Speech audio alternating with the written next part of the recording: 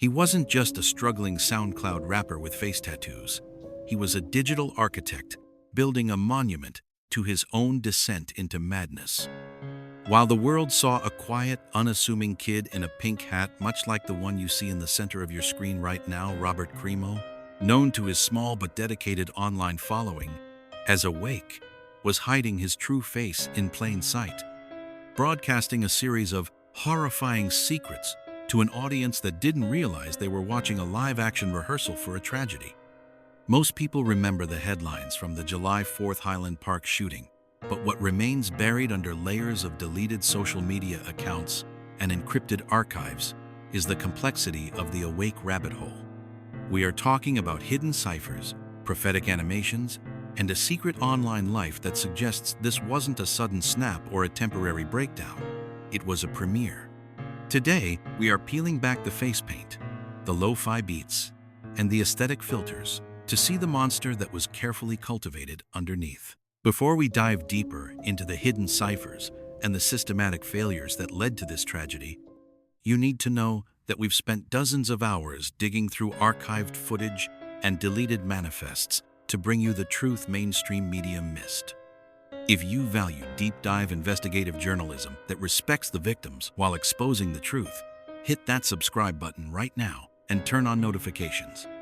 By subscribing, you're ensuring you don't miss our upcoming Part 2 analysis on the digital footprints of these perpetrators.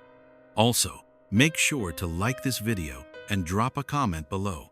Your engagement helps push this case to a wider audience, which is the only way to ensure these systemic failures are never ignored again. Now, let's get back to the chilling reality of how this persona was constructed. To truly understand why this case is more disturbing than your average tragedy, you have to look at the brand Robert Crimo built. Most people who commit these types of acts hide in the shadows, retreating into isolation before they strike. But Awake did the opposite. He spent thousands of dollars on professional music videos, marketing, and high-end production to ensure he was center stage. He wasn't just looking for victims, he was looking for an audience, a legacy, and a seat at the table of internet infamy. When you watch his music video for the song On My Mind, the imagery is hauntingly specific, yet at the time, it was dismissed as edgy art. It features a classroom, a tactical vest, and a person draped in a flag. For years, his fans thought this was just the typical alt-kid aesthetic, the kind of dark, moody imagery common in the lo-fi rap scene.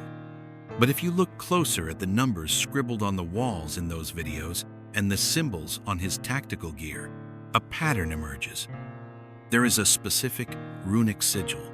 He branded himself with a logo that appeared on his helmet, his clothing, and even in his digital art. This symbol wasn't just a random design. Investigators later discovered it was his personal mark for what he called the awakening.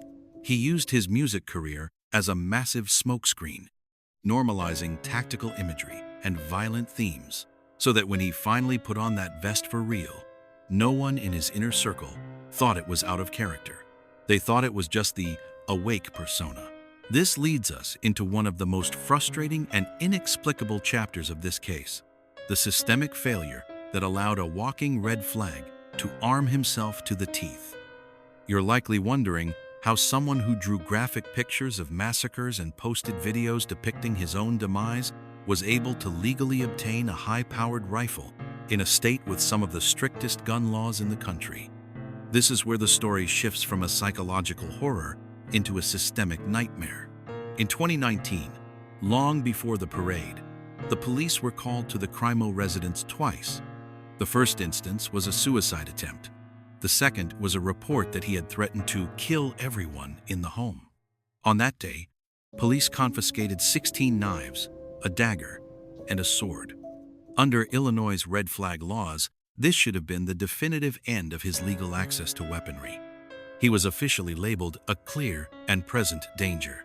Yet, only months later, when he turned 19, he applied for a firearm applicant's identification card. Because he was under 21, he needed a sponsor. In a move that still baffles investigators and the public alike, His own father signed the sponsorship paperwork, despite being present when the knives were seized. The state, seeing the parental sign-off, approved the permit. The system didn't just fail to stop him, it essentially handed him the keys to the armory, ignoring its own warnings in favor of a signature. The culmination of this failure arrived on July 4th, 2022. For an ego-driven performer like Awake, the Highland Park parade wasn't just a target, it was the ultimate stage.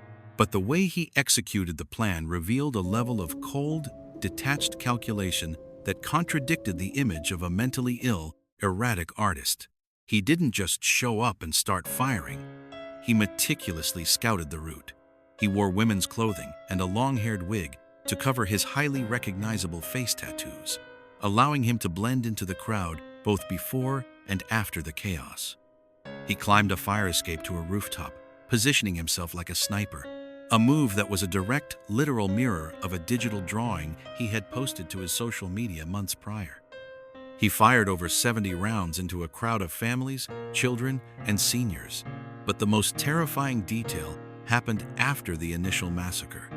He didn't flee to a hideout or end his own life as many expected. He walked to his mother's house, borrowed her car, and began driving toward Wisconsin. When he was finally apprehended, police found a second rifle in that vehicle. He wasn't running. He was scouting a second location for an encore attack.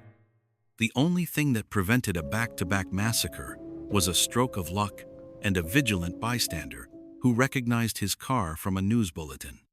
Even now, behind bars, the Awake persona refuses to die.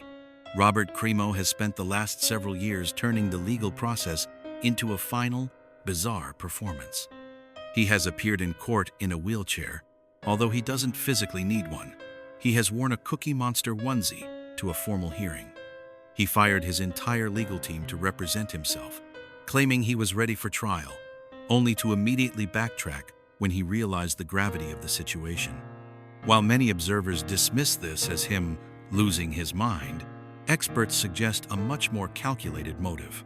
Crimo isn't looking for an acquittal. He knows the evidence against him is a mountain. He is looking for a legacy.